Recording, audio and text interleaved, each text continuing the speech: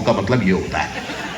जैसे उन्होंने कहा दूसरी तरफ हाँ जी वैसी बात वही बात भाव आशीष बाप। अब मैंने कहा मेरे लिए कहा है, मैं उठा उसी करके भागा कि अब मैं गिरने वाला हूं। जैसे ही गिरने वाला था आवाज आई कट,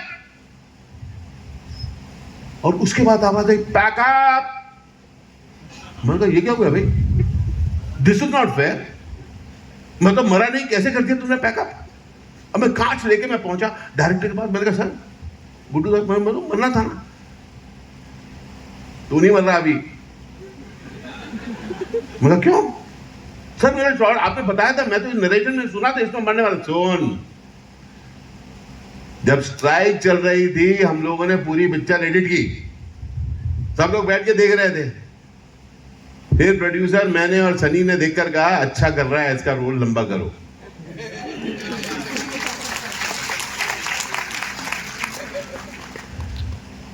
आपको पता है उस स्ट्राइक की वजह से, जो मैंने कहा बदकिस्मती से हुई थी, उस बदकिस्मती की वजह से मेरी किस्मत चमक गई, क्योंकि तब उसकी वजह से मैं बन गया जिद्दी का मेन विलेन।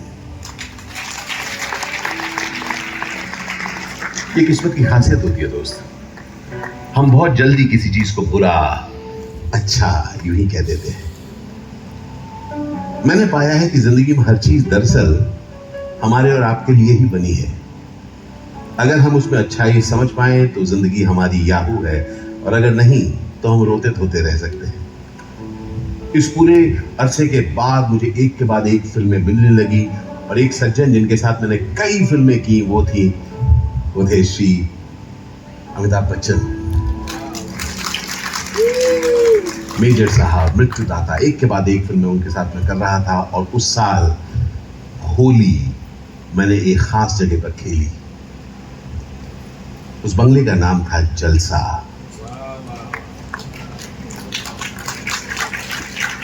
जी, मैं जलसा में पहुंचा। मैं होली खेल रहा था।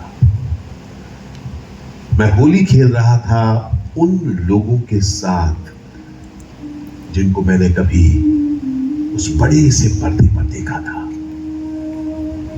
आप समझ पा रहे हैं? अभी कुछ ही साल पहले लक्ष्मी नगर से आया माँ बाबा का बेटू बड़े बड़े सितारों के साथ होली खेल रहा था।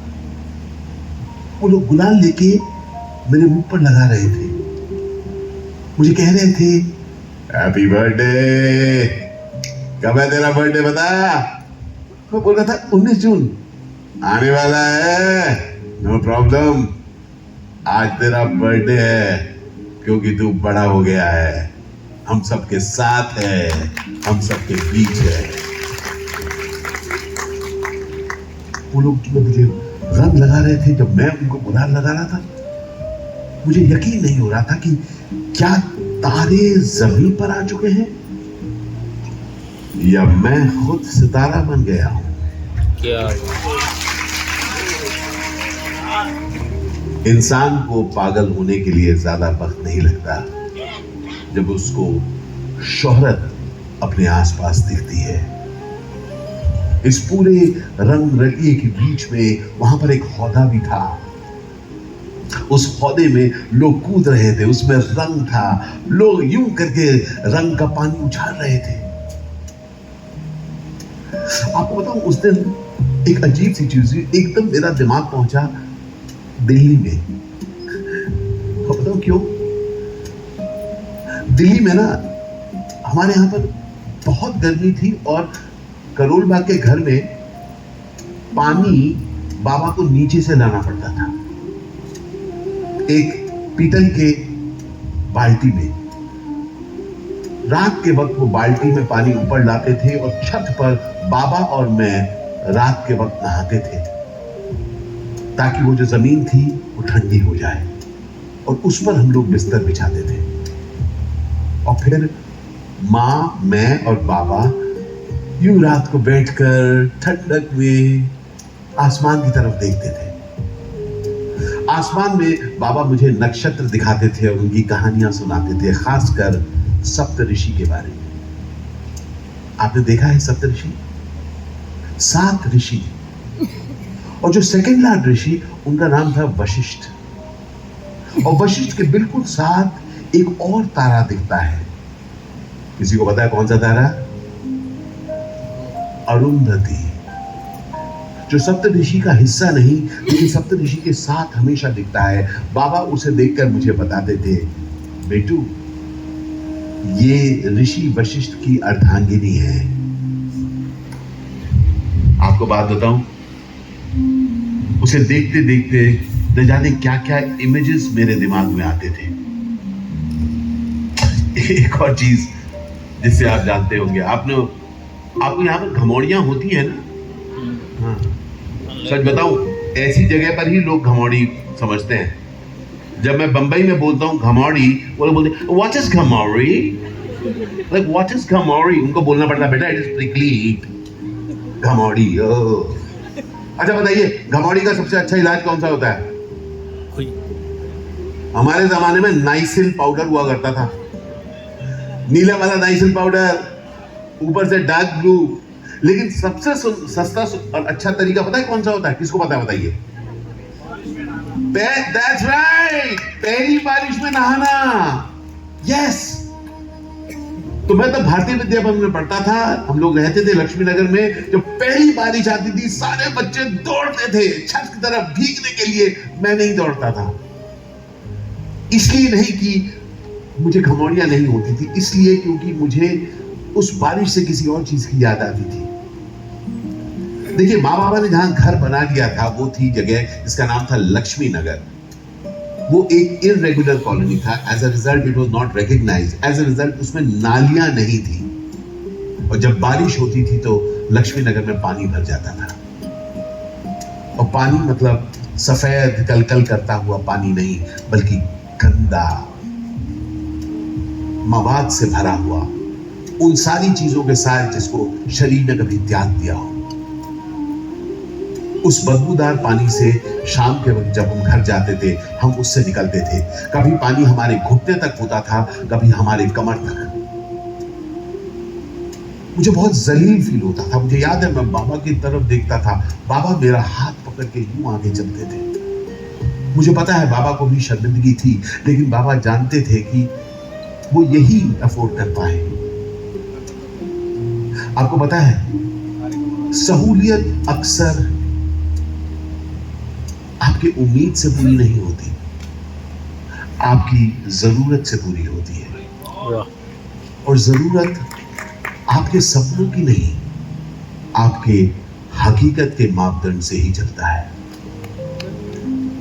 तो उन रातों में जब बाबा मुझे घर पहुंचाते थे, फिर मुझे नहलाते थे, मुझे पता है कि उन पर क्या बीतती थी, जहां वो सोचते थे कि मेरे बेटे को मुझे इन सब चीजों से निकालना पड़ता था। वो पोटेशियम परमैंगनेट, किसको पता है पोटेशियम परमैंगनेट? सबसे सस्ता डिसइंफेक्टेंट होता था वो उसके ग्रैन्यूल्स पानी में डालते थे, जिसका रंग एक पर्पल सा रंग हो जाता था। उससे बाबा मुझे नहलाते थे। वो नहीं चाहते थे कि उनका बेटा बीमार पड़े।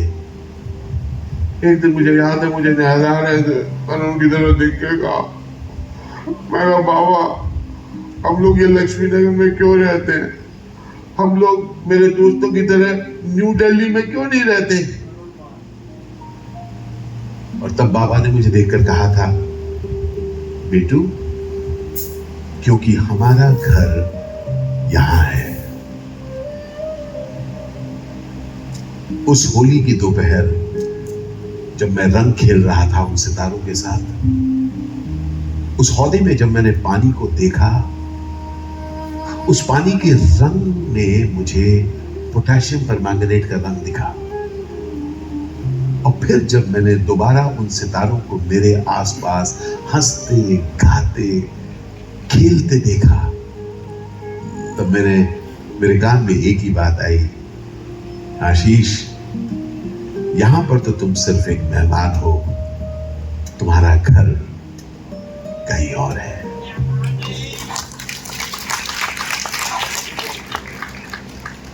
How's it going, my friends? कैसा लग रहा है दोस्त पीछे जो बैठे हैं? ठीक ठाक चल रहा है? मुझे बहुत अच्छा लग रहा है। तो चलिए आपको एक और बात बताऊं, जब मैं ये सब फिल्में कर रहा था, हिट हो चुका था, तब मुझे एक और फिल्म मिली जो शायद आप लोगों ने देखी है। इस फिल्म का नाम था कहो ना प्यार है। कहो ना प्यार है। उसके पहले एक आपको बड़ी इंटरेस्टिंग चीज बताता हूँ, वो आपको इंटरेस्टिंग लगेगा। तो एकदम शुरुआत में जब मैं बम्बई में घूम रहा था, नटराज स्टूडियो के सामने हम लोग खड़े होते थे, प्रोड्यूसर्स के ऑफिस में घुसने के लिए तैयार। बारिश हो रही होती थी भाई साहब, अमूमन बम्बई में भाई साहब खड़े हुए हैं यार कि किस तरीके से घुसे। और फिर मुझे मौका मिला विधु विनोद चोपड़ा के ऑफिस में घुसने का। वहां पर मुझे रोल मिला था 1942 लव स्टोरी में। अब नवंबर या मेरे ख्याल से अक्टूबर एंड हमारी शूटिंग थी डलहौजी में। हम लोग वहां पहुंचे, वहां पर जाके मैंने पहली बार देखा कि फिल्मों की शूटिंग कैसी होती है, कैसे नकली बारिश होती है ना। वहां पर क्या नाम है इनका, हीरोइन कौन थी उसमें, मनीषा कोइराला और अनिल कपूर साहब, उनके ऊपर गाना फिल्मा रहे थे।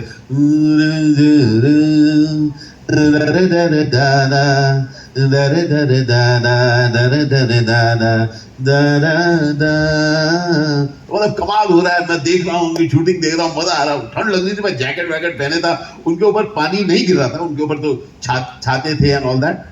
अब मैं भूल चुका था कि 2 दिन बाद उस गाने के दूसरे पोर्शन में मैं दौड़ने वाला था, क्योंकि मैं बना था मनीषा कोइराला का भाई, जिसको उस पानी में मैं भागता जा रहा था, पीछे डैनी साहब थे, मुझे गोली लगनी थी और मैं मरने वाला था।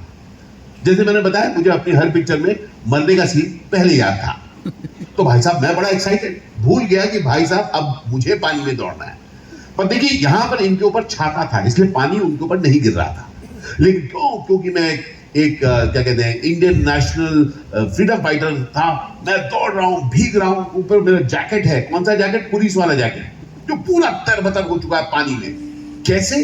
क्योंकि हर शॉट के बाद एक 4th असिस्टेंट डायरेक्टर जिसकी वाट सबने लगा रखी थी, उसको मैं ही मिला था वाट लगाने के लिए। हर शॉट के बाद बाल्टी भर भर के ठंडा पानी मेरे ऊपर डाल रहा था। बट ठंड में काफी जाता, मैंने कहा यार इतने पानी की जरूरत नहीं है, नहीं दिखेगा, ओए पिक्चर करनी है कि नहीं। भाई साहब वो धमकी दिए जा रहा था, मैं भीगे जा रहा था। हर बाल्टी के बाद मैं अपने आप को ब्रोंकाइटिस के और करीब पा रहा था। पर करना क्या था भाई, पिक्चर जरूरी थी। मैं कहां पे जा रहा हूं, करते जा रहा हूं, क्यों? क्योंकि बारिश हो रही है। अब सोचिए मेरे ऊपर बाल्टी के साथ बाल्टी पानी डाला जा रहा है, लेकिन मेरे से ठीक 20 फुट पीछे डैनी साहब एक घोड़े पर आ रहे हैं, टक टक टक टक टक, मुझे गोली मारने के लिए तैयार। मेरे से 20 फुट पीछे पानी, मुझ पर भी गिर रहा है बरसात, उन पर भी गिर रही है बरसात, लेकिन उनके पास जा रहा है एक 2nd असिस्टेंट डायरेक्टर एक स्प्रे लेकर और जाके पूछ रहा है, सर थोड़ा सा स्प्रे कर दूं? आपको पता है वहां जाकर मुझे पता चला, एक यूनिक चीज मुझे पता चली। पता है क्या? कि बंबई फिल्म इंडस्ट्री में हैसियत के हिसाब से भिगोया भी जाता है। यही जिंदगी में होता है दोस्त, हैसियत के हिसाब से लोग हमें ट्रीट करते हैं और फिर हमें कई बार आदत पड़ जाती है। इसलिए हैसियत को कभी अपनी आदत मत बनाए दोस्त, क्योंकि हैसियत कई बार दुनिया हमसे छीन भी लेती है।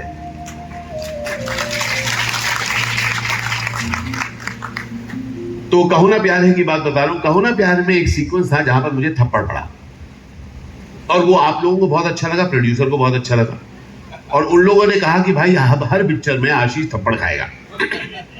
आपको बात अच्छी लगी ना? हर पिक्चर में आशीष थप्पड़ खाना, अरे क्या रिएक्शन देता है। अरे भाई थप्पड़ के कितने रिएक्शन, 8, 10, 11 फिल्में कर ली, हर पिक्चर थप्पड़ कह रहे हैं आशीष क्या। तो एज अ रिजल्ट मैं आपको बताना चाहता हूं, पैसे मिले जा रहे थे, इज्जत मिल रहा था, लेकिन मैं अंदर से जलील फील कर रहा था। मैंने कहा यार ये नहीं चलेगा। लेकिन याद रखिए मुझे काम करना था अपने परिवार के लिए, तो मैं क्या करूं? तो मैंने कहा मुझे दक्षिण में काम ढूंढना है। और तब पहली बार मैं गया दक्षिण फिल्म करने। मैं आपको बताना चाहता हूं कि मैं तब तक हिंदी में एक नामचीन एक्टर हो चुका था। अब मैं आशीष नहीं, आशीष जी बन चुका था। तो आशीष जी, दैट्स राइट, क्योंकि आपको जब नाम मिल जाता थोड़ा अच्छा ही लगता है ना। तो मद्रास पहुंचा, मुझे पहली फिल्म मिली थी, फिल्म का नाम था गिल्ली। टी रामाराव साहब उसको प्रोड्यूस कर रहे थे। गिल्ली किसी ने देखी है? तमिल। अच्छा आप लोग तेलुगु फिल्म देखी है किसी ने यहाँ पे? चलो ठीक है, आपको बताता हूँ। तो गिल्ली मिली थी, वहां पर मैं पहुंचा, बाहर निकला मैं एयरपोर्ट से, तब मद्रास ही नाम था उसका। मेरे साथ थे मेरे असिस्टेंट जयप्रकाश और मेरे मेकअप मैन, ऑन्तराज था मेरे साथ, क्योंकि आशीष जी था। बाहर निकला, वहां पर देखा एक गाड़ी लेकर कोई सज्जन मेरा इंतजार कर रहे हैं। उन्होंने मेरे नाम का प्लैकार्ड भी पकड़ा हुआ है।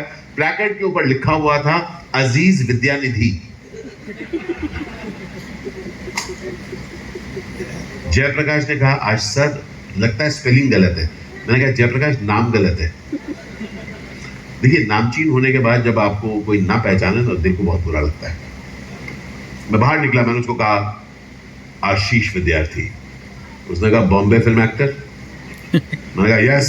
कहता है, सिट इन कार।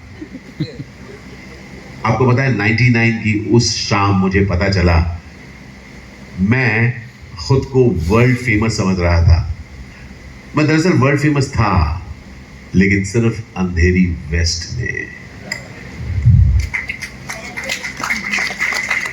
दोस्त, हम लोग सब अपने अपने काम में अपने आप को नामचीन सोचने लगते हैं, क्योंकि हमारे आसपास लोग हमारी तारीफ करते हैं, वाह करते हैं। लेकिन जब हम अपने कुएं से बाहर निकलते हैं, तब देखते हैं कि दुनिया बहुत बड़ी है।